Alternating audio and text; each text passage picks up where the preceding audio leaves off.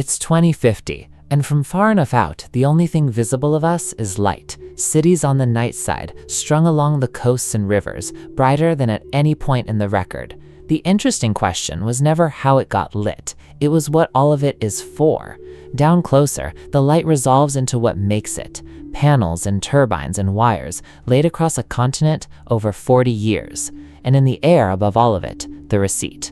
Any species that gets good at gathering energy changes the chemistry of its own sky. That isn't a moral failure, it's arithmetic. Further in, the city, and the strange thing about the 2020s.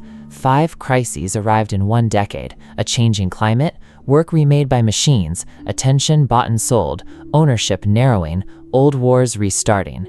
3 explanations were on offer: bad luck, bad leaders, bad values. None accounted for the timing. They were one shape. In every case, a capability arrived faster than the agreement that would hold it. Energy outran the agreements about the sky. Production outran the ones about who gets what.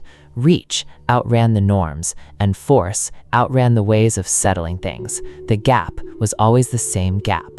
Up on the ridge at first light, what those destinations actually said. For most of the industrial centuries, all this light was counted as accumulation. More of it meant more owned. But we turned these efforts toward new goals. What got written down instead was 3 things. Secure the planet, so the sky stops changing. Secure ourselves, so nobody loses a decade to something already solved.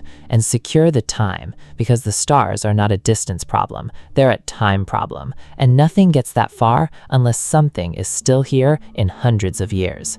The lights take on new meaning, a new beacon. One of those points is a 4th floor window with a person at a desk behind it, working late on something nobody asked them to finish. That's what all of it is for. Not comfort, and not a near miss survived. Time, bought in ordinary decades by people who mostly never met to contribute to the dawning of a new age.